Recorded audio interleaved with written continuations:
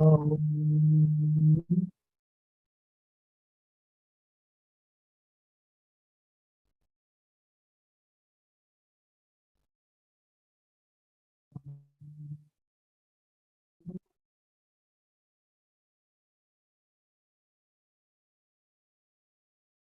सहना भवतु सहनो भुनक्तु सह वीर्यं करवावहै तेजस्विनावधीतमस्तु मा विद्विषावहै।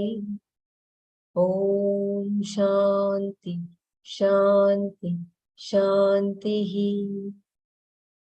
नारायणं नमस्कृत्यं नरं चैव नरोत्तमं देवीं सरस्वतीं व्यासं ततो जयमुदीरये। Hari Om, Jai Gurudev. We were looking at the verse 12 yesterday. I will just repeat the main text. Ye chaiva satvika bhava rajasastamasascha ye matta eveti tan viddhi natvaham teshu te mayi. And those beings and things which are indeed born of sattva, rajas and tamas, may you know them to be born from me alone. They are in me, but I am not in them. Yecha eva sattvika bhavaha. Those things which are born purely of sattva, desires which are sattvika in nature, like a desire to know, are born of sattva. If the antakarana consists of three qualities, sattva, rajas, and tamas, sattva accounts for anything noble, anything in keeping with dharma. Even experiences like happiness, sukha, and tranquility, shanti, are born of sattva. Right attitudes, devotion, prayer are all sattvika bhava. Then those things which are born of rajas, like ambition, dislike, anger, and so on, are all rajasa. And those things which are tamasa in nature are born of tamas. One can take it this way. Ye bhava can mean those living beings, and sattvikas can mean those who are born of sattva, like the devatas. In this case, we mean predominantly sattva, and all the rakshasas and so on are born of predominantly rajas. Similarly, tamasas can mean those who are born of predominantly tamas, such as animals. Then we have the human beings who are sattva, rajas, and tamas put together. This accounts for all types of beings. Or we can take a bhavaha as those people who are predominantly sattvika or rajasa or tamasa. Such people, all these various beings are all born out of their own karma. And being so, they are all born of me because the very karma is me. The law of karma itself is me. And further, the cause for everything is me. So, nothing is separate from me. To be born, you require a physical body, and for that, you require all five gross elements. These are all me, and you require subtle elements because without the subtle elements, there would be no subtle body, nor would there be any gross elements. And the subtle elements are also born of Ishvara. Therefore, there is nothing that is away from me. To be born with a given body, all these ingredients are required. All of them are me. I provide the upadana. I am the material for all of them. So, according to one's own karma, whatever form one takes, whether it is a tamasa or a sattvika form, that form is non-separate from me. Even though they are born of me, natu aham teshu. I, however, am not in them. This means I am not under their control. I don't depend upon them. Since they are born of me, I do not depend upon their existence. This is similar to how the existence of clay does not depend on the existence of pot. But they are in me, all of them. Sattvika, Rajasa, Tamasa, all depend entirely upon me, upon my laws. According to my laws, they are born and the laws are me. And everything is me. So to exist, they entirely depend upon me. To breathe, they require air, which is me. They require water, which is me. They require fire, which is me. They require earth, food, that is also me. They all depend entirely upon me, but I am not in their hands. Here, Shankara gives an introduction to the next verse. Even though this is how it is, even though I am the taste in water, I am the strength in the strong, I am the desire itself, I am the one from whom all the Sattvika, Rajasa, and Tamasa are born. And even though nothing is separate from me, even then the world of people does not recognize me, Parameshwara. Who is that Parameshwara? Shankara tells here that he is Parama as well as Ishvara. Parama indicates the Swarupa of Ishvara. Whenever we use the word Parameshwara, it covers both the Swarupa of the Lord as well as his status of being Sarvakarana, the cause of everything. Why do we say Sarvakarana? In the world, we draw a line and delineate different causes. Physical bodies are born of the physical elements. Therefore, the physical elements are the cause for the physical bodies. Then the physical elements themselves are products of the subtle elements, and so the subtle elements become the causes. In this way, we can keep on tracing the cause. From the standpoint of a product, we can trace the cause elsewhere. And that cause again is a product of which the Karana cause is elsewhere. Since there are many Karanas in this world, we have to use the word Sarva Karana for the cause of all. Sarva Karana is called Ishvara.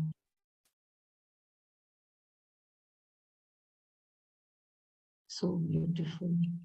Ishvara's Swarupa, eternal, Can you please always. repeat the paragraph? Yeah. Up, Yeah. one This more last. up, one more up. Yeah, Yeah. one more. This one. Even though they are born. Okay. Even though they are born of me, natu aham teshu. I, however, am not in them. This means I am not under their control. I don't depend upon them. Since they are born of me, I do not depend upon their existence. This is similar to how the existence of the clay does not depend on the existence of pot, but they are in me, all of them. Satvika, Rajasa, Tamasa, all depend entirely upon me, upon my laws. According to my laws, they are born and the laws are me. And everything is me, so to exist, they entirely depend upon me. To breathe, they require air, which is me. They require water, which is me. They require fire, which is me. They require earth, food, that is me. They all depend entirely upon me. But I am not in hands. Here, Shankara gives an introduction to the next verse. Even though this is how it is, even though I am the taste in water, I am the strength in the strong, I am the desire itself, I am the one from whom all of the Satvika, Rajasa, and Tamasa are born.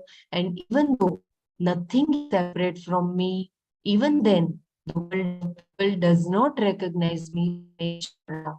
Who is that Parmeshwara? Shankara tells here that he is Parama as well as Ishvara. Parama indicates the Swarupa of Ishvara. Whenever I think it is Param. Param indicates the Swarup of Ishvara. Whenever we use the word Parameshwara, it covers both the Swarup of the Lord as well as his status of being Sarva Karana, the cause of everything. Why do we say Sarva Karana? In the word, we draw a line to delineate different causes. Physical bodies are born of the physical elements. Therefore, the physical elements are the cause for the physical bodies. Then the physical elements themselves are products of the subtle elements, and so the subtle elements become the causes. In this way, we can keep on tracing the cause. From the standpoint of a product, we can trace the cause elsewhere. And that cause again is a product of which the karana cause is elsewhere. Since there are many karanas in this world, we have to use the word sarva karana for the cause of all. Sarva karana is called Ishvara.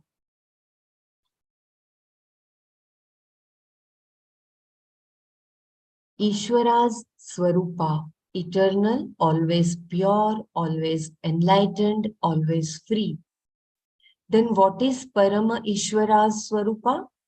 That alone is the thing that is to be understood here. Therefore, Shankara says that Ishvara's Swarupa is Nitya, Shuddha, Buddha, Mukta, Swabhava. This is an expression often used by Shankara when he wants to reveal the Swarupa of Atma, which is Para. The word Para always qualifies either Atma or Brahman. The word Nitya is an important word and it has to be understood properly. That which always is called Nitya. If it always is, it is outside the scope of time. This is what we mean by eternal. Atma is Nitya, eternal. The word Nitya alone points out the nature of Atma and also accompanies all the other words here. Nitya also serves as an adjective to Shuddha, pure, and Shuddha is the Swarupa of the Atma, which is Nitya. Because it is Nitya, it doesn't become pure, nor is it subject to becoming impure. Therefore, he says Nitya Shuddha. Shuddha here means that which is free from bondage, free from samsara, free from all punya, papa, karma. Then he says Nitya Buddha, always enlightened. In fact, Nitya Buddha means never bound at all. Buddha means the one who is enlightened. If we say he is enlightened, it implies that there was a time when he was not enlightened. If he got enlightened, it was an event that took place at a given time. But here, Atma is Nitya Buddha. When a person says he is enlightened, he only recognizes the fact that he is always enlightened. Therefore, the word Nitya Buddha stresses the fact that Atma is always enlightened. Since the source of bondage is ignorance, one who is Nitya Buddha is naturally Nitya Mukta, always free. So please remember, Swarupa of Atma is Nitya, Shuddha, Buddha, Atma. Are these qualities? If we look upon Nityatva, Shuddhatva, Muktatva as qualities, then the enlightened person may be considered to have these qualities. Any object has its own qualities, because of which we call it an apple or by some other name. Unlike Atma, an object does not have Nityatva, Shuddhatva and Muktatva.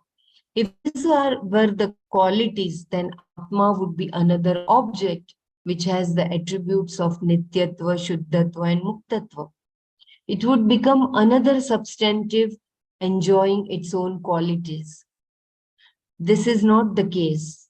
Atma is not a locus in which qualities reside. When you identify an apple as sweet or red, you recognize those qualities in the particular object which you call apple. If you identify a green leaf, then the leaf is seen and its color green is seen abiding in or qualifying that leaf. Similarly, when you realize the Atma, will you see in the Atma Nityatva?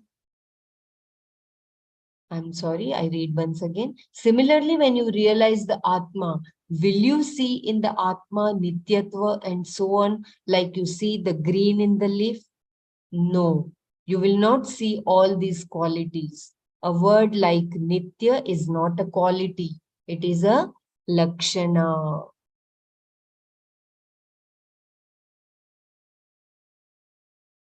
So because Atma is not an object, these are not the qualities, they are the Lakshana, they are its own Swarupa, which are never lost. Nityata, Shuddhata, Buddhata and Muktatva. Okay, if you want me to read any paragraph, please let me know because there is too much of voice breaking. So please let me know if you want me to repeat. This was already done yesterday, so I am quickly browsing through. Lakshana, a word that negates and retains part of its own meaning. Nitya is used to reveal that the nature of Atma is not time-bound, anitya.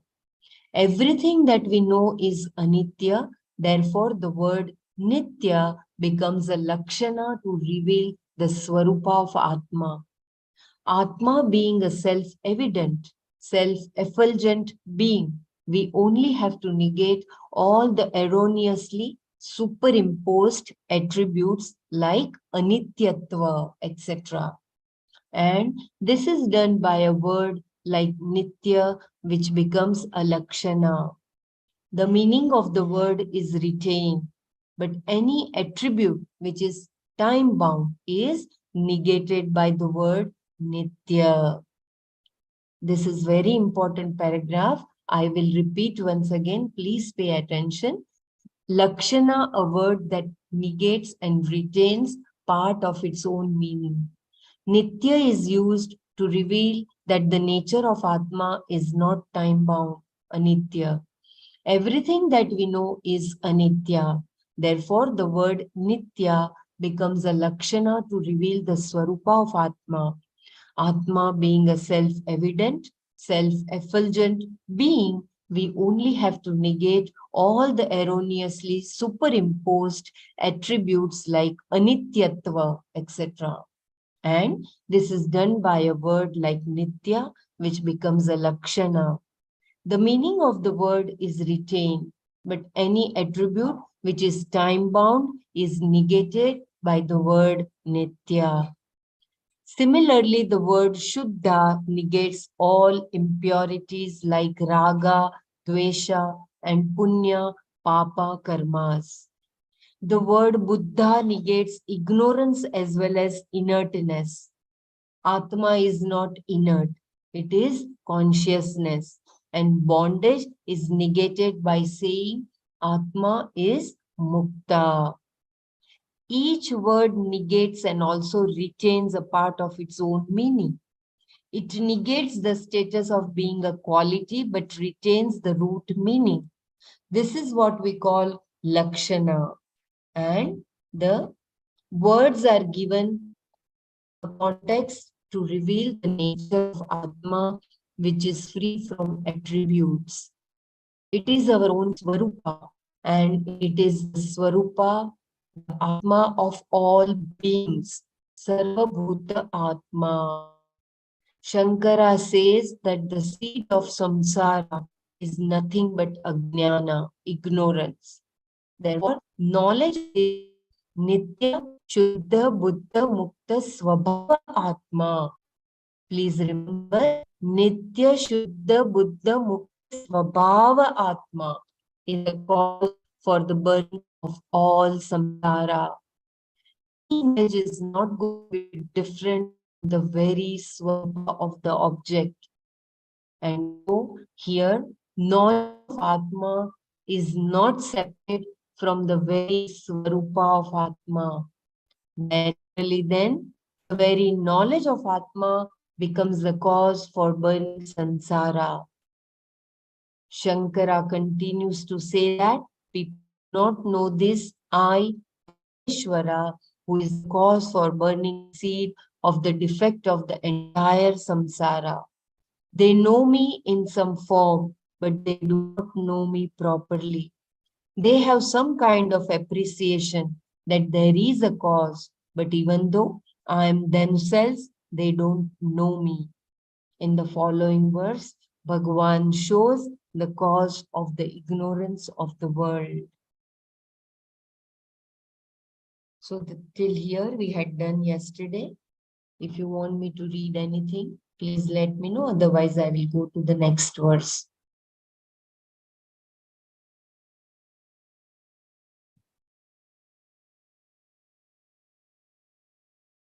So it was a beautiful revelation by Bhagavan that Nityata, Shuddhata, Buddhata, and Muktata, they are the very Swarupa of the Atma. And Atma is self-existent and self-effulgent. Please remember this for our Manana.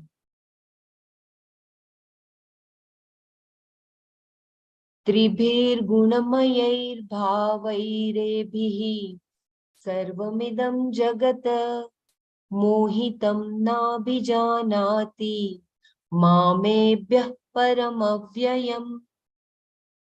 Ebihi, by these, bhavaihi, things, tribihi, gunamayahi, that are the modifications of the three gunas, sarvam, all, entire, idam, this, jagata, world, mohitam, being deluded, mam, me, ebhyaha, param, who is beyond, distinct from these gunas, avyayam, who is changeless, na abhijanati, does not know. Ebihi bhavaihi tribihi gunamayaihi sarvam idam jagata mohitam mam ebhyah parama avyayam na abhijanati. This entire world of human beings, deluded by these things which are the modifications of the three qualities, does not know me, who is changeless, distinct from and beyond these modifications of the gunas. I repeat, this entire world of human beings, deluded by these things, which are the modifications of the three qualities, does not know me, who is changeless, distinct from, and beyond these modifications of the gunas. Mayat is a suffix which has two meanings. Vikara, modification, and prachurya, predominance or saturation. Here it is used in the sense of modification. What is modified is guna. Ebihi tribihi guna mayahi means by the modifications of these three qualities, sattva, rajas, and tamas. The modifications of these gunas, Shankara says, produce varieties of likes, dislikes, delusions, and so on. Modifications of the three gunas. Raga is born of both rajas and sattva. There is a sattvika raga, a desire born of sattva, and a rajas raga, a desire born of rajas. Suppose you want to study Gita. It is a sattvika desire. Any desire for knowledge is sattvika. A desire born of rajas, like ambition, is a rajasic raga. Desire for name, fame, power, and so on are all Rajasika ragas. Dislike, dvesha, is always born of rajas. Delusion, moha, is born of tamas. Tamas is ignorance and moha is its product. It is responsible for all false values. False values are born of delusion, which in turn is born of tamas, ignorance. So, the root of all non-thinking and false values is ignorance. Later in chapter 14, we will discuss the three gunas, sattva, rajas, and tamas in details. So, in Gunatraya Vibhaga, Bhagwan will talk in detail about the three gunas. But please remember this, I will repeat once again. We have to remember this, the guna and their attributes. Modifications of the three gunas. Raga is born of both rajas and sattva. There is a sattvika raga, a desire born of sattva, and a rajasic raga, a desire born of rajas. Suppose you want to study Gita, it is a sattvika desire. Any desire for knowledge is sattvika. A desire born of rajas, like ambition, is a rajasic raga. Desire for name, fame, power, and so on are all rajasic ragas. Dislike, dvesha, is always born of rajas. Delusion, moha, is born of tamas. Tamas is ignorance and moha is its product. It is responsible for all false values. False values are born of delusion, which in turn is born of tamas, ignorance. So, the root of all non-thinking and false values is ignorance. Later in chapter 14, we will discuss the three gunas, sattva, rajas, and tamas in detail. People are deluded by modifications of these three gunas. Sarvam idam jagat, this entire world is mohita, deluded by the modifications of these three gunas. When Shankara talks of the whole world here, he does not mean the various objects. They don't have these problems. Even though Jagat means the world, it has a restricted meaning here. Therefore, Shankara immediately brings in the word Prani Jata, the living beings, the human beings. Mohita means deluded, which here means lacking in discrimination. There is a lack of discrimination between what is eternal and what is non-eternal, which is the basis of a lack of understanding about what I am seeking, Purushartha. There is also a lack of discrimination with reference to Atma and Anatma. So at every stage, it is a problem of discrimination. So beautiful. So we need to have that Viveka Buddhi, to recognize what is Atma, what is Anatma.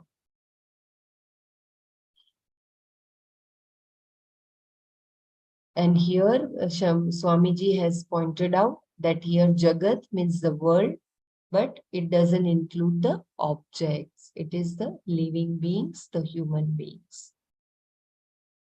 Deluded, they do not recognize Ishvara as themselves. Krishna says here, nobody understands me. Mam na abhijanati. Being carried away by all this, they don't recognize me, even though I am not different from them. Then what is the nature of that I? Krishna says further, I am Param Avyayam. Para means the one who is distinct from all the gunas and in whom all the gunas exist. He is the one because of whom the gunas have their status of being gunas. People do not recognize me, the one who is free from the three gunas. Avyaya means that which does not die. Here it also includes what is not born. Therefore, Shankara says it is free from the sixfold modifications, beginning with birth and ending with death. There is a footnote. The Sad Bhava Vikaras, the Shad Bhav, Kshamyata, the Shad Bhava Vikaras, the sixfold modifications are Jayate, Jayate, Asti, Vardhate, Viparinamate, Apakshiyate, Vinashyati, birth, existence, growth, modification, decline, and death. I think in Tattva Bodh, we had seen these Yeah, six. Stula Shariram Kim. That is Asti, Jayate, Asti, Vartate, Viparinamate, Apakshiyate, Vinashyati. The Shadvikaras.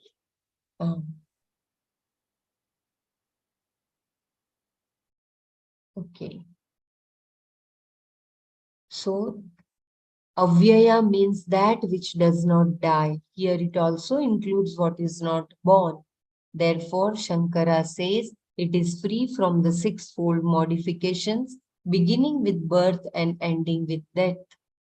So, it is talking about the Shadvikaras. If it does not die, it means that it is not born. It means further that it is not a particular object existing now. And it does not undergo growth, then metamorphosis and death. Vyaya therefore includes death and all those things that take place between birth and death, graying, aging, wrinkling, and so on. And avyaya means the absence of all these sixfold modifications. I think there is a too much of breaking of voice. I hope there is no, if you want me to repeat or read once again, please let me know because there I'm is... not sure about others, but your voice is quite constant. It is not breaking here. Okay, okay, because I'm getting the notification. Okay. Dhanyavad. Deluded by these three modifications of the gunas, people don't recognize Ishvara as the one who does not undergo any of these changes. In their delusion, they are busy trying to fulfill their desires, all the while complaining about their inadequacy. In fact, they recognize Ishvara only as a cause of complaint. They keep complaining, you did not give me this or that. Why did you do this? Why didn't you do that? And so on. So the Lord becomes an altar of clay.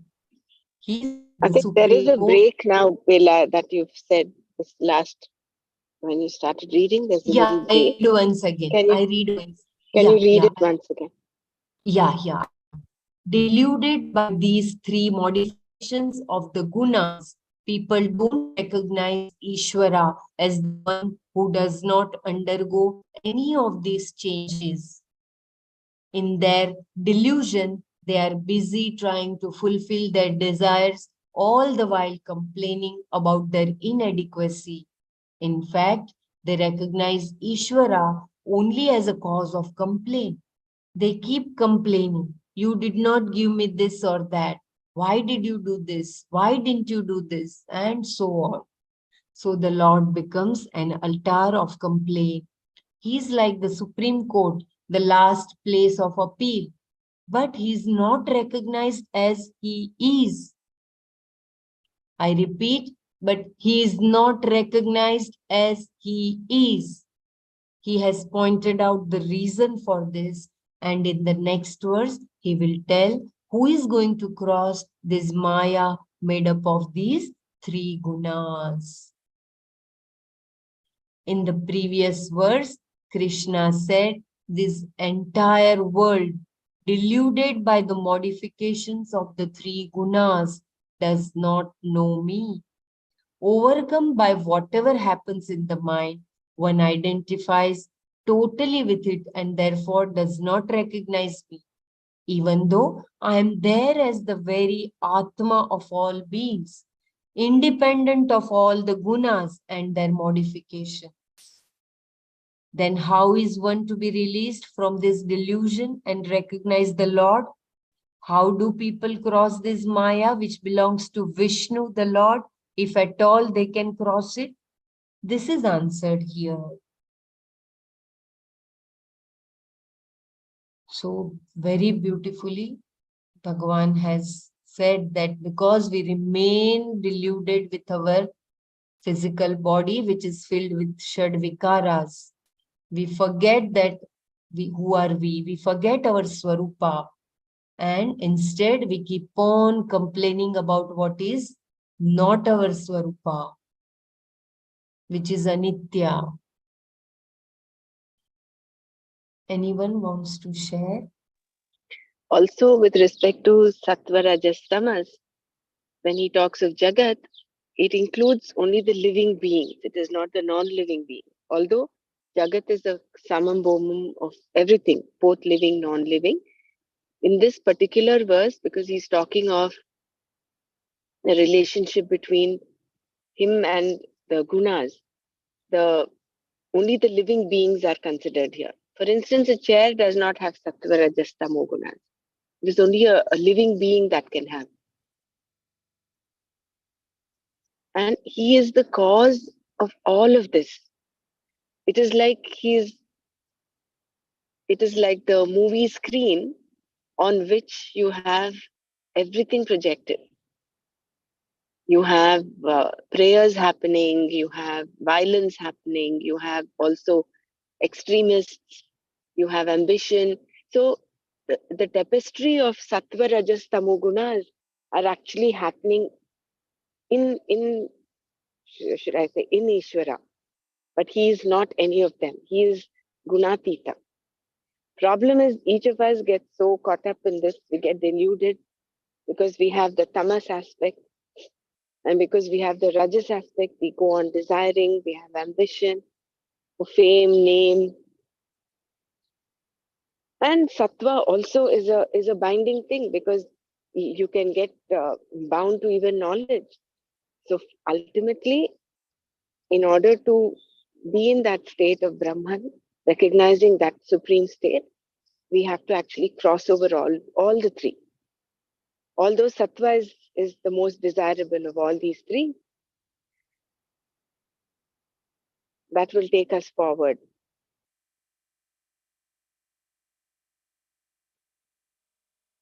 Yeah, and the last line Swamiji said, no, how do people cross this Maya which belongs to Vishnu? We have to remember that. Right. That Maya is the power of Bhagavan. So if you, so we do the reverse. That's So why we, another thing, yeah, go ahead, Bela. Yeah, please go ahead, Brahmaraj. No, you complete what you were trying to say. No, we follow Maya. That's why we are Maya Adhin. So we remain deluded. And Bhagwan is Maya Tit. So he remains unattached.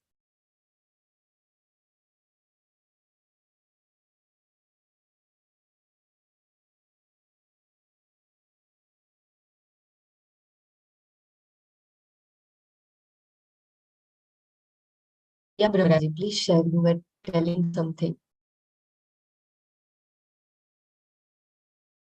Hello. Yeah. Yeah, I think there's a thought block right now. I can't get what I wanted to say. That doesn't matter. We'll continue with the read.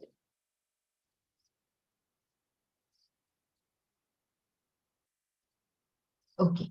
Shaman, I stopped you in Yeah, between. sorry. What I wanted to say is every time we have a complaint, if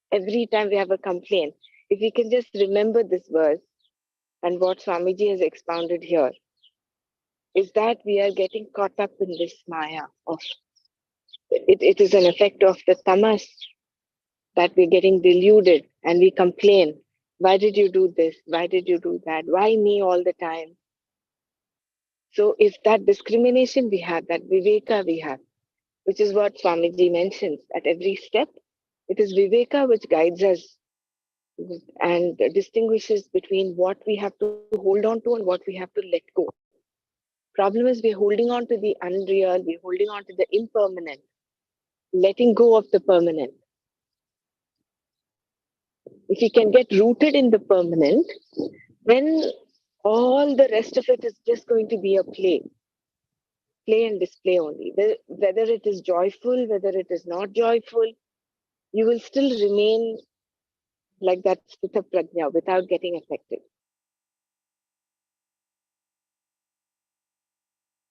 So every time we have a complaint, we have to bring, become aware of this. I think few days ago we had some discussion about children and their behaviors and all that. No doubt, as parents, we have that responsibility. But we should also step aside and have a little bit of objectivity. Otherwise, we can just get caught up in this putraishana. This Aishana is like a strong bondage. You can be attached to your wealth, you can be attached to your children, to your name, fame. So this gives us an opportunity to step back and have an objective view of how we relate to the world and people outside.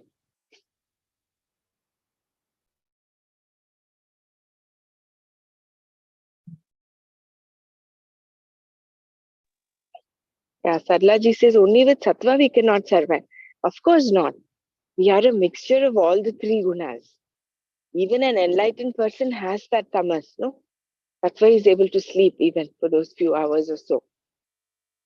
The whole purpose here is to identify and recognize that these are just the qualities of this jiva.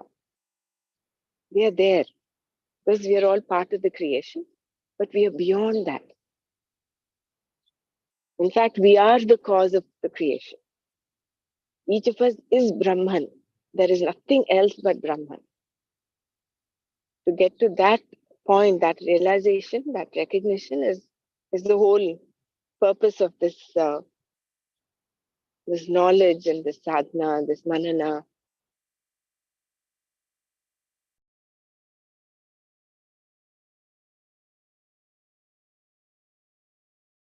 Yeah, that is such a beautiful explanation, Brahmaraji. So we forget about our swarupa and we get caught up in our swabhava. Can we say that? Which is nothing but the delusion. We get caught up in swabhava and we forget about our swarupa, which is the lakshana. Yeah, in a way, yes, because the svabhava of Ishvara is the Maya, is all this, that is the soul tapestry, right? Yes. So we get lost in that. Apara prakriti. So beautiful it is. And it is at the same time so simple, yet it took so many births to realize. Yeah. We do, I'm not sure whether we can call, whether we get lost in Apara Prakriti. We get lost in the manifestation of the Apara Prakriti. Hmm. Because see, Maya itself is an extreme power. We just have to recognize that. Yes. We get caught up in the Anatma, all those that are manifestations of this Apara Prakriti. Anatma and Anartha. Anatma, Anartha. And there's one more term we learned a few days ago. Yeah. Yeah. But Maybe we we can forget go on. the Vivarta. Yeah. Correct. Mhm. It was Vivarta and Anartha, right? That was the contrast. Vivarta and Parinami, I think. Vivarta, Upadana and Parinami, right? Mhm.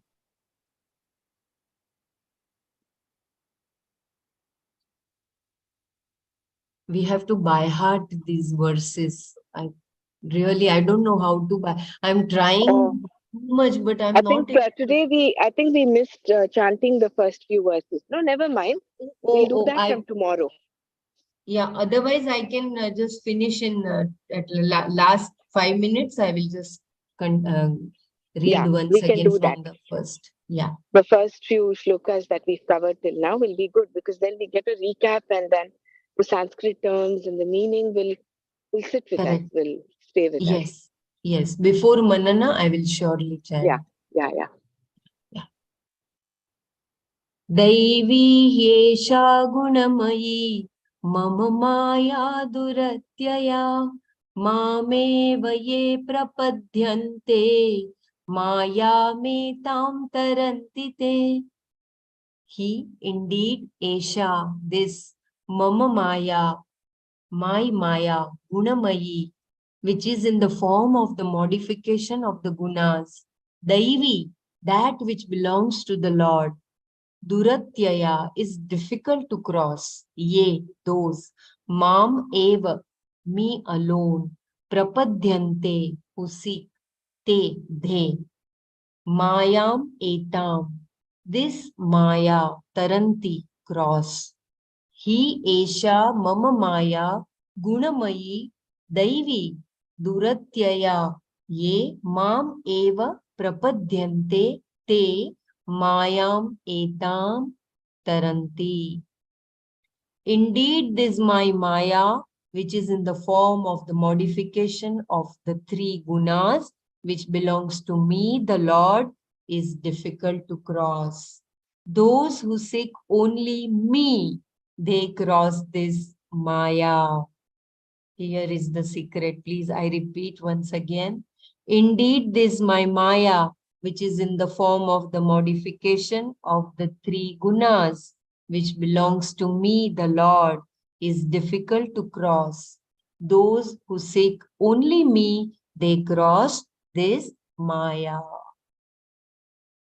So to become Mayatit, we have to have the recognition of Mayapati. Maya is difficult to overcome. Right in the beginning, Lord Krishna says, Esha mama maya duratyayahi. Indeed, this Maya of mine is difficult to cross. Deluded by the modifications of the mind, we are not able to recognize our identity with Ishvara. Further, he says that this Maya is Daivi, belongs to the Lord, and is Gunamayi, endowed with the three gunas. As we have seen, the conditions of the mind are all products of the qualities of Maya, that is, products of Sattva, Rajas, and Tamas. Thus, Maya is Gunamayi, endowed with the three gunas. It is this Maya manifesting as the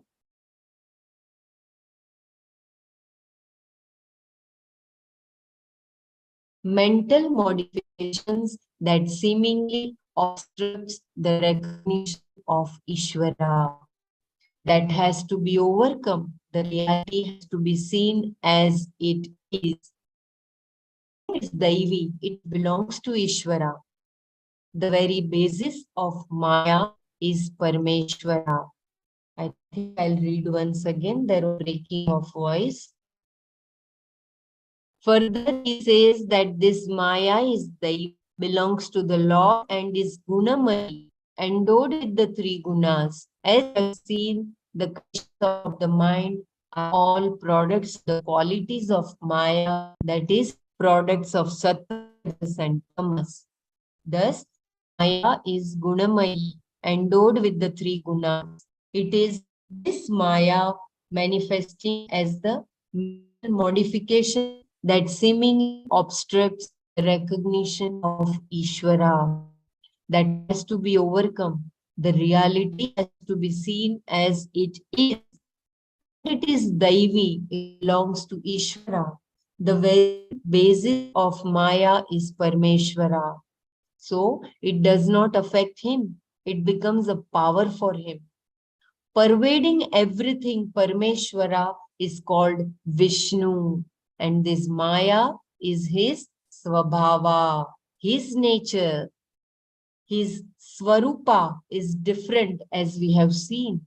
But his Swabhava is omniscient, almighty, and so on. All these qualities are due to Maya, and it is the product of this Maya that we are not able to easily overcome. This is very, very wonderful, and please try to remember. I am repeating once again. And it is Daivi, it belongs to Ishvara. The very basis of Maya is Parmeshwara. So it does not affect him, it becomes a power for him. Pervading everything, Parmeshwara is called Vishnu. And this Maya is his Swabhava, his nature. His Swarupa is different as we have seen, but his Swabhava is omniscient, almighty, and so on. All these qualities are due to Maya, and it is a product of this Maya that we are not able to easily overcome. Even though it is not impossible to cross this Maya, Lord Krishna acknowledges here that it is difficult. The difficulty is that when you are overwhelmed by or under the spell of the gunas, there is no possibility of overcoming them. Unless you are able to see yourself as distinct from them, you cannot recognize them as the causes for all the activities of the mind. The difficulty is that one sees this only when one is not under the spell of the gunas. In other words, to get out of the spell, you have to be out of the spell. This is a problem. You cannot get out of the spell unless you are out of the spell. And as long as you are under the spell, you cannot get out of the spell. And you want to get out of the spell. This is very difficult situation.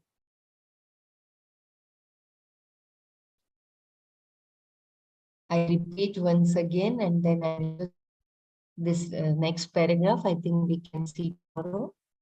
I will read the shloka. Even though it is not impossible, I am repeating the paragraph once again.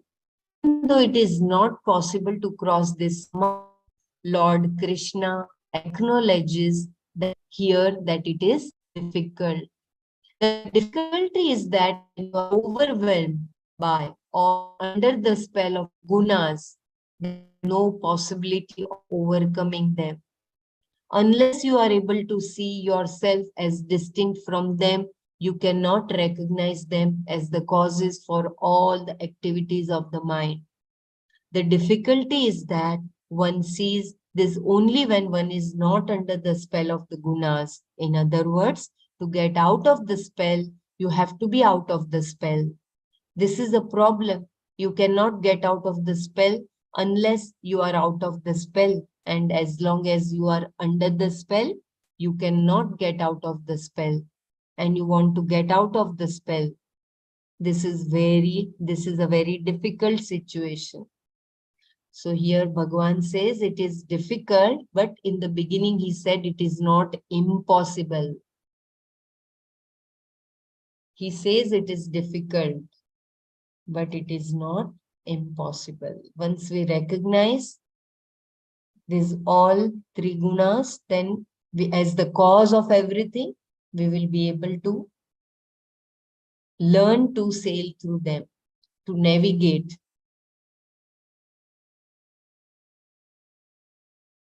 Anyone wants me to read any paragraph, please let me know. So it will be page 469. We have to start tomorrow. I will just read the shloka from the beginning. Anyone wants me to, or anyone wants to add, please let me know.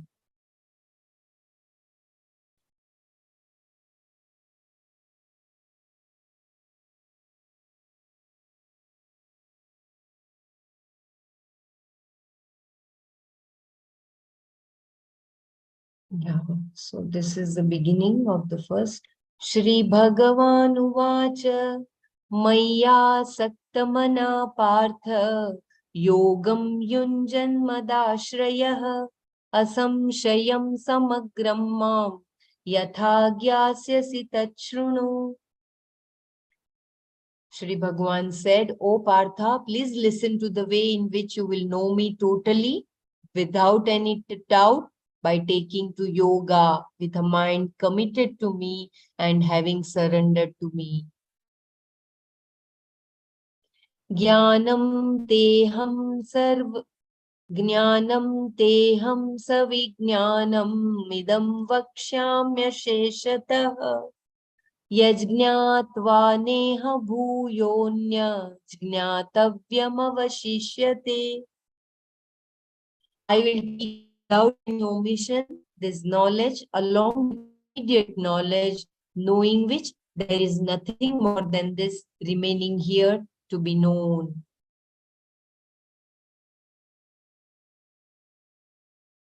Manushyanam sahasreshu कश्चिदद्यत्तति सिद्धये यततामपि सिद्धानां कश्चिन्मां वेत्ति तत्त्वतः.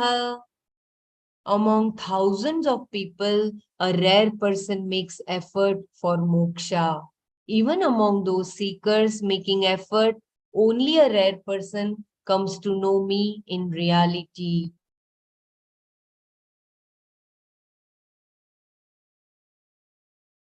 भूमिरापो नलो वायुः खं मनो बुद्धिरेव च अहंकार इति यं मे भिन्ना प्रकृतिरष्टधा.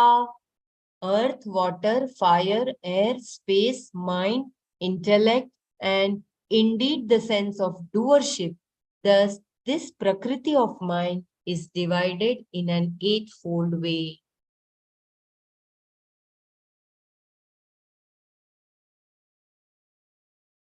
अपरेयमितस्त्वन्यां प्रकृतिं विद्धि मे परां जीवभूतां महाबाहो ययेदं धार्यते जगत. O mighty armed Arjuna, this is my lower Prakriti, whereas please understand the one other than this, my higher Prakriti, my very nature, which is the essential nature of the individual by which this world is sustained. Etadhyonini bhutani sarvani tyupadharaya aham kritsnasya jagatah prabhavah pralayasthatha.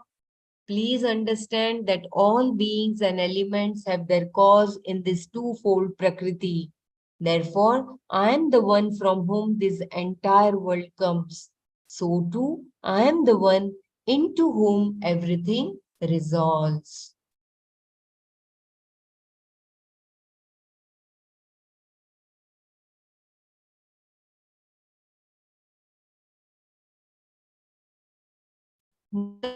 परतर्मण्यत् किञ्चिदस्ति Dhananjaya Mayi sarvamidam protam sutre manigana iva. O Dhananjaya, there is no other cause supreme to me. All this is woven, has its being in me like the beads in a string. रसोऽहमप्सु कौन्तेय प्रभास्मि शशिसूर्ययोः प्रणवः सर्ववेदेषु शब्दः खे पौरुषं नृषु.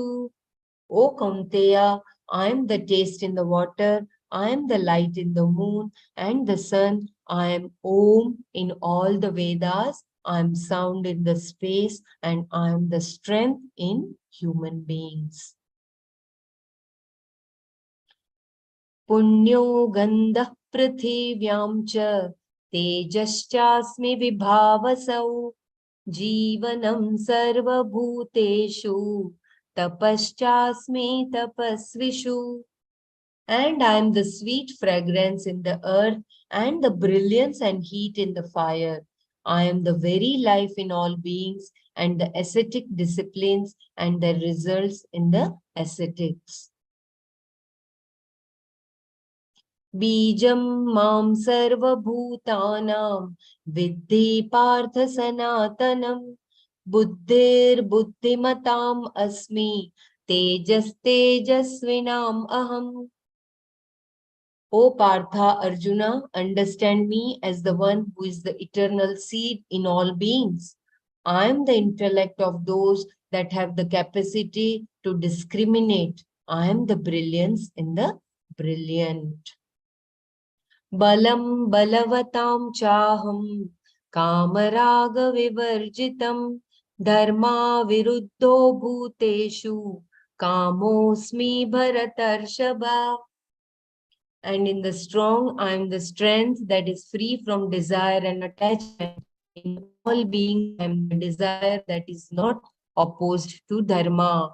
O the foremost in the clan of Bharata. ये चैव सात्विका भावा राजसास्तामसाश्च ये मत्त एवेति तान् विद्धि न त्वहं तेषु ते मयि. And those beings and things which are indeed born of sattva and tamas, may you know them to be born from me alone. They are in me, but I am not in them.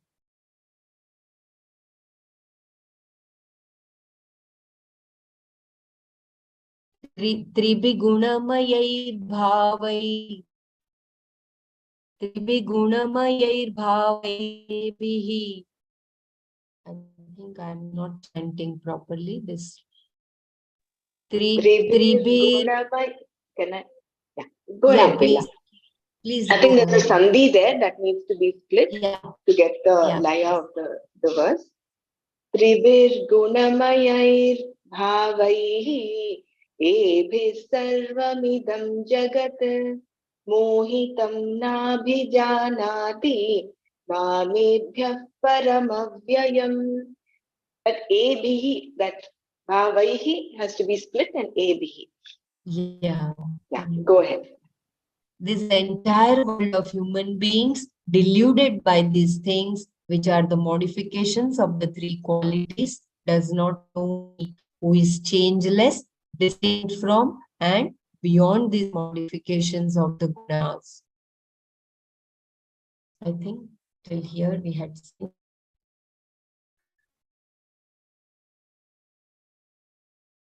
We will see the, yeah, we see that also. दैवी ह्येषा गुणमयी मम माया दुरत्यया मामेव ये प्रपद्यन्ते मायामेतां तरन्ति ते. Indeed, this my Maya, which is in the form of the modification of the three gunas, which belongs to me, the Lord, is difficult to cross. Those who seek only me, they cross this Maya. So with this beautiful shloka, we will just close our eyes.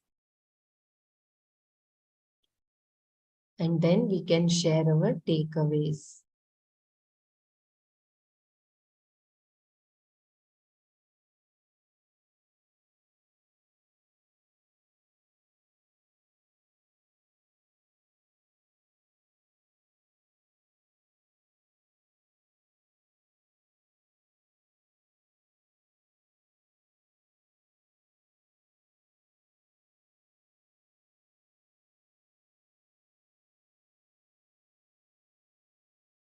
Hari Om, kindly share your takeaways.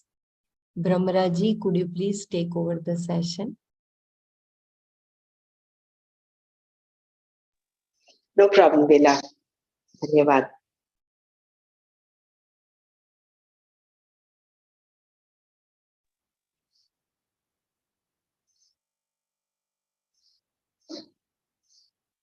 So does anyone want to share?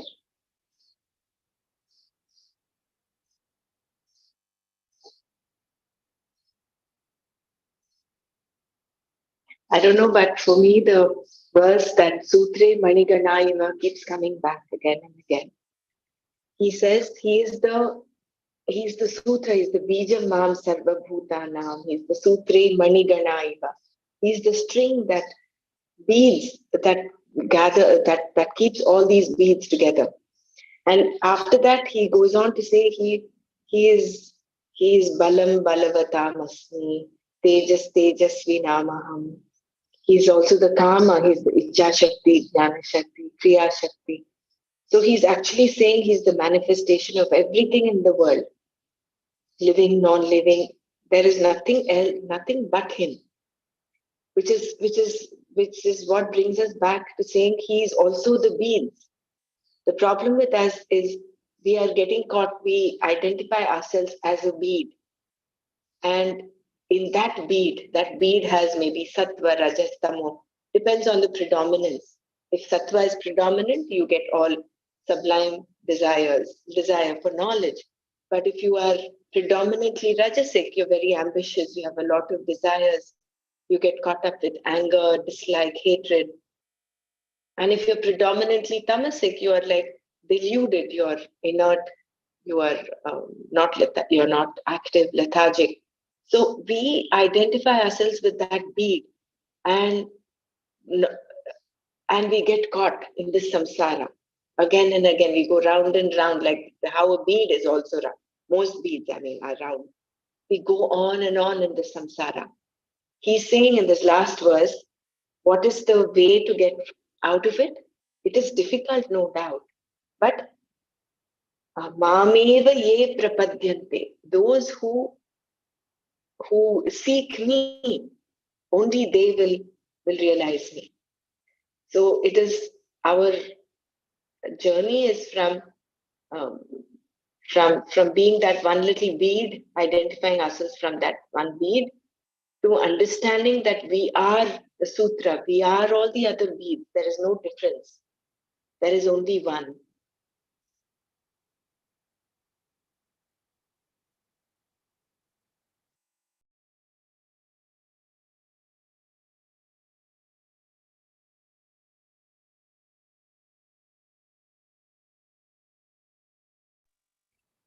And another aspect of this thing, Daivi Hiesha Gunamayi Mama Maya Duratyaya, difficult.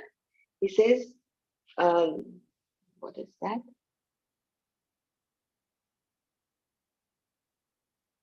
I think in the explanation it was mentioned that those who are able to see this difference, and that seeing that difference, me and the creation, the creator, I and the creation, that gap is what comes when you do your sadhana. With the Sudarshan Kriya, with meditation, yoga, all of that, all those practices are directed to creating that little gap between you and your mind, you and your emotions, you and your judgments. So when you have that gap, and the more constant that gap is in our lives, in our day-to-day lives, the more we are um, close to Bhagwan. We are like seeking him.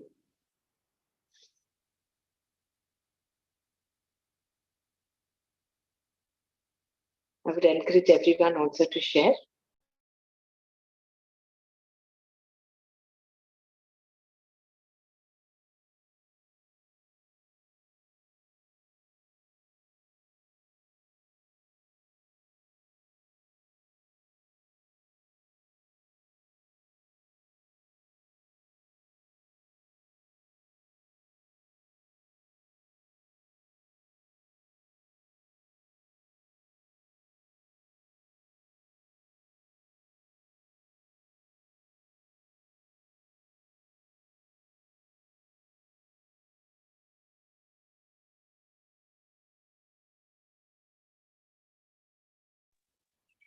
Another aspect that comes to my mind is Swami Vivekananda had said, "What right have we to judge people around?" Because each one of us, including us, is a combination of these three gunas. And how we respond, how we react, or how we relate to the world is a combination of these three gunas. And these three gunas have so many influencing factors, starting from the food we eat, amount of sleep we have, the company we keep, the environment we are in, the time of the time that we are in. There's so many factors that influence which of these three gunas is predominant. So how can you judge yourself? Forget about others. Sometimes we become very critical of ourselves too. So either judging yourself or judging others. We have no right at all.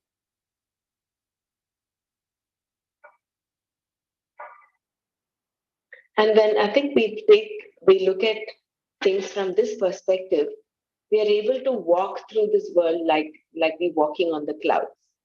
We don't get so caught up with what this person said, that person said. All you have is just compassion. You will only relate with compassion towards every being. That includes yourself.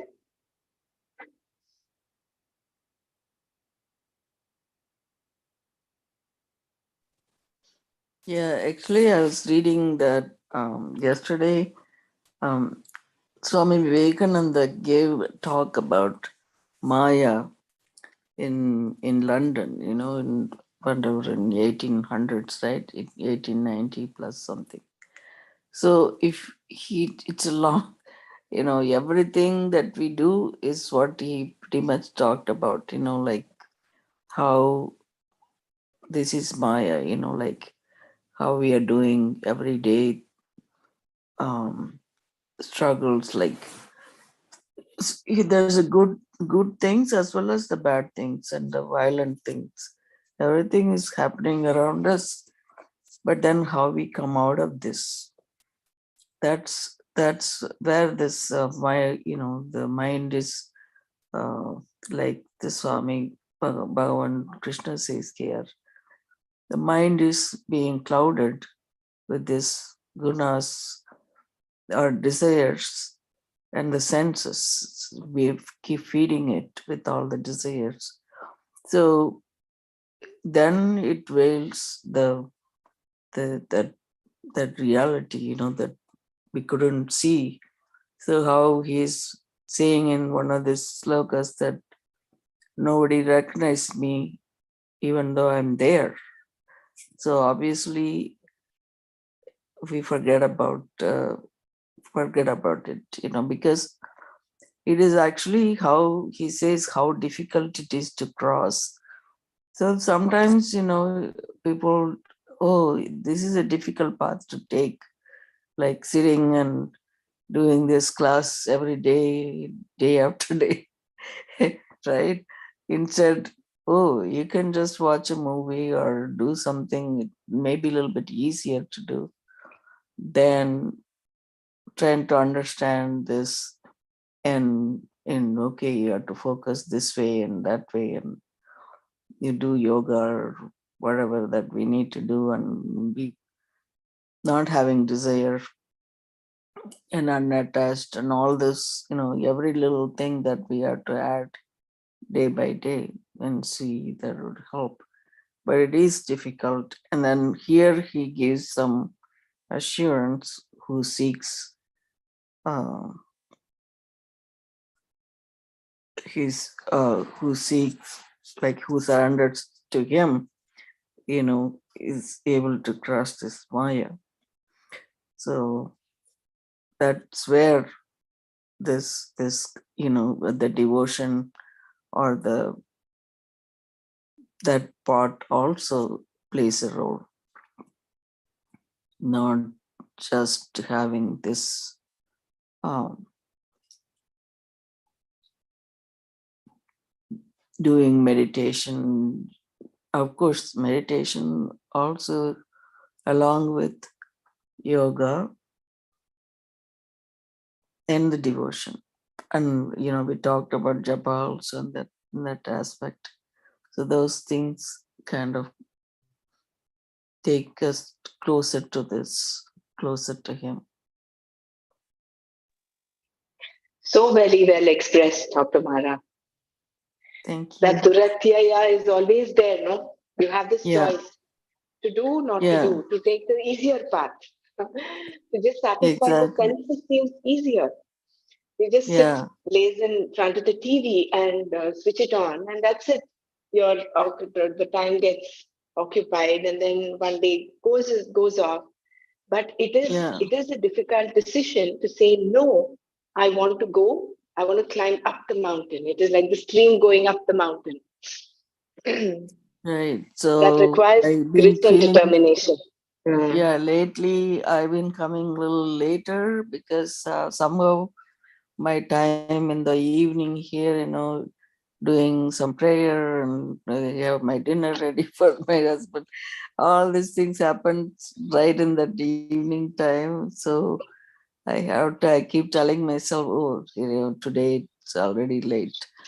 Then I couldn't catch up with the first part of the class, but then anyway, you're trying to summarize it. It really helped. Uh, it hopefully we can get the meaning of every sloka that we can recognize it as we practice Yeah. it every day. Yeah, I was that when is, you said when Swamiji talks of Duratyaya, and then you were so beautifully saying you're trying to mhm, understand what this Maya is and all that. I was just laughing to myself because in this chapter we were exposed to so many different new terms like Vivarta yeah, Upadana Karana, Parinami right. Upadana Karana. So there is a possibility that the slippery Hmm. mind might say, what is all this? Let me just let go of all this. But then Yeah, it is that is true. ultimately, Like you are right. I mean, yeah, I think the sometimes like when we are reading it again and again, sometimes you get a little impatient. I mean, at least I'm getting a little impatient. But then because I'm the one like would like to read the whole thing first and then try to go back to see what I got, what I didn't get. So in a way it is good the way we are reading because we are putting a little bit better understanding at a small amount of, I mean, smaller part. Like you don't have to go faster, but at the same time what we are reading is understanding a little bit better. um, and then that padas that you're talking about, they stay in your mind. I at least I can keep that in my head, like all these names. That's helpful to when we're reading it again. Okay, well, this is what that I is. think if we just take our mind back to when we started last year Yeah, to where we are now, I think yeah, unanimously, all of us are a lot better with respect to Sanskrit terms and words, even chanting, when compared to when we started off. right. So, Yeah, yeah. I'm not putting it in the daily Gita stuff anymore, but yeah, then yeah, at least I'm trying to do the sloka part once a day at least, right. to get there. If I Very didn't good. do it, then the next day to catch up on it. So it does help in a way that we are doing what we are doing is great. Thank you so Thank much. you, Dr. Mara. If Thank you. you guys want me to post that Thank you. if you guys want me to post that Vivekananda speech about that Maya, I'll post it. Yeah, go ahead. Please do. Please do. Yeah. Mhm. Um, shall we go to chapter 6? I should confess that I did not go through the shloka myself. So if any one of you has had the opportunity to read the shloka and can give the summary, I think we're doing verse 22, right, Dr. Savita? Yeah, 22 and 23 are together. Together. It's a long one, Do you but want to go ahead and give us? I could not finish like it. They are all both related, so I could not read the whole because it was 3-4 pages. Uh, Yeah, it's a long yeah, I one. think we'll start. We'll make a beginning, and then we'll take Yeah. it up again tomorrow. Yeah. What Anybody else who has I read, please go ahead. yeah, I read And through it, and it yes, was thank you, long. Persiji. Go ahead. It was very long, so even I don't remember the whole thing. But what struck me was towards the end when they talked about yoga in a different manner, some yoga and we yoga, where they talked about discrimination and disassociation with dispassion, and that is where I found that is where I lacked like. I could not do the V yoga part of it. I'm still not up to it. Like Yeah, I no problem. Can I just interrupt a little bit here? We'll do the verse chanting first, and then okay. we'll go to the summary. Huh? You can see the Is screen, this? no, Pramati? Yeah, I can read the screen, Bela. Yam labdhva chaparam labham manyate nadhikam tataha yasmin sthito na dukkhena gurunapi vichalyate tam vidyat dukkha samyoga viyogam yoga sangitam स निश्चयेन योक्तव्यो योगो निर्विण्ण चेतसा. Uh, yeah, the meaning you can, and having gained which one does not think there is any other better gain than that, established in which one is not affected even by a great sorrow, a sorrowful event. May one know that dissociation from association with sorrow to be what is called as yoga. That yoga should be pursued with clarity of purpose, with a mind that is not discouraged. Yeah, please go ahead, Persiji and Dr. Savita. Here, what they talked about disassociation, and later on they explain about the yoga part of it with total dispassion, so that you are not affected even by a sorrowful event. And I found myself clearly missing out on that. Like I have not come to that level. I do get my mind still gets disturbed. You know, like when say Bridget Digge expired recently. I mean, I don't know somehow. Even with all this knowledge, and yet the mind does get disturbed when you lose a colleague of 20 years. So when he says here that any sorrowful event and you will not be affected by it, I don't know. I don't think I'm at that level at all. I don't know how much what I have to do to get to that level. And then I was thinking about it. Okay, like Guruji was somewhere and he lost his mother. We both lost our mothers in the same time period. And Guruji was somewhere and there was somebody holding up a magazine, Fortune or something. And Rajeshri ji was a very senior teacher. She mentioned that there's a tear that rolled down Gurudev's eye.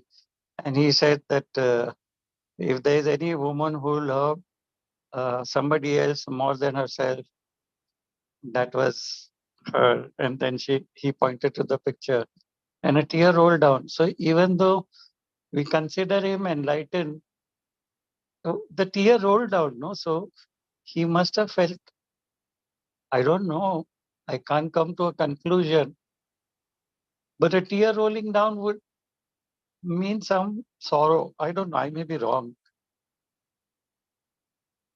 It may be just pure love for the mother or whatever. Here there is a complete this thing. Yoga usually means union, union, union all the time. We talk about the union with the mind, body, soul, spirit, everything. And here, this is the first time it's explained in a different way, that it is disassociation. Some yoga and we yoga. I hope I'm saying the word rightly in Sanskrit.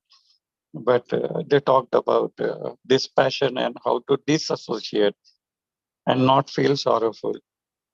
But that is not happening to me in spite of the knowledge, is where I felt I was. Jai Gurudev.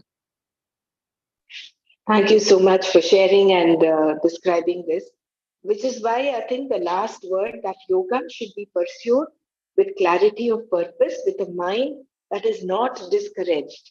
I think that is very important for us to understand that we can't say, oh, I'm doing all this, I'm listening to all this knowledge, but I'm still there because it is difficult. That is what Bhagwan himself says in chapter 7. Mama Maya Duratyaya. It is extremely difficult.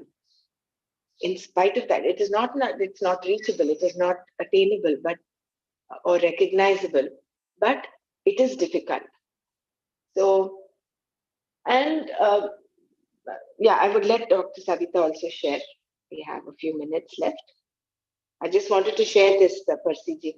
So I don't think we should sit in judgment and say, oh, I've not reached there. I think we should just continue what we're doing with the faith that the Shraddha that we are on the path and we will be taken care of. In my Swadhyaya, I look as to how this applies to me. Where am I at in this? I don't sit in judgment over myself, but I just want to realize as to where I am, how I could use this knowledge, whichever paragraph we are doing, whichever verse we are doing, as to where I am at that. Practically applying this knowledge in my day-to-day life. And that is the way I keep on doing the, whatever you call it, not manana, but my own introspection. Which is the way forward, which is exactly how all of us should. How we are relating this beautiful knowledge in our own lives, in our own day-to-day behavior, our reactions. That is exactly the way forward. I think we have a lot to learn from you.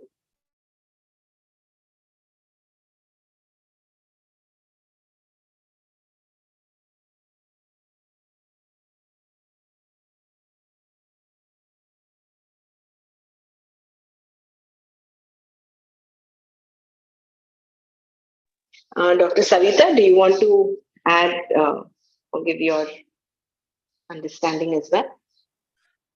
Actually, the whole thing wasn't read, so my understanding it's still incomplete.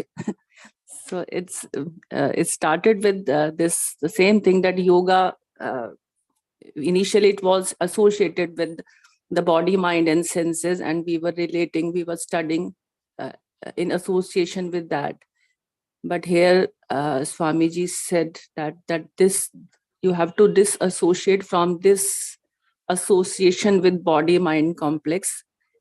Like from you, the person, like if he's dissociated from body mind sense complex, then only he will be able to get over sorrow, or he will be able to dissociate himself from sorrow by knowledge. And this, like the Ashtang yoga is how it was described, that was Ashtang yoga, but it is this way you cannot describe Ashtang yoga. It's basically like when you are you have that knowledge, you don't you have that self knowledge, and you are not carried away by your body mind complex, and you remain in that swarupa of the Atma. Then you are not carried away with any of these attributes, and you have that self-knowledge, then you go towards that like Jivan you go towards, like you plan you like sorry you are moving towards the Jivan Mukta, this thing na, that you are leaving all these attributes, you are not bound by, or you are not associated with any of these. And this way, like your it's still incomplete. I still have to go through once again. Until unless you read the whole this thing, the gist doesn't come out easily. I agree. I completely agree. It was But this is a actually very, these two, it's a long one, 5-6 pages. So yesterday I it's couldn't go these two through much. verses are actually very profound. Yeah. So maybe we'll do them again tomorrow. Yeah. Although Persiji very beautifully in a very concise manner, he has summarized the whole thing of disassociation with the association with sorrow. Samyoga Viyoga. So on that note, I think we will conclude here. We'll take it up again tomorrow. And let's contemplate. Let's continue our daily Gita chanting and revel in this knowledge and use it for the purpose that it is meant for. Jai Gurudev. Om Loka Samasta Sukhino Bhavantu. Om Shanti Shanti Shanti. Om Tat Sat Shri Krishna Arpanamastu. Jai Gurudev. Jai Gurudev, thank you. See you.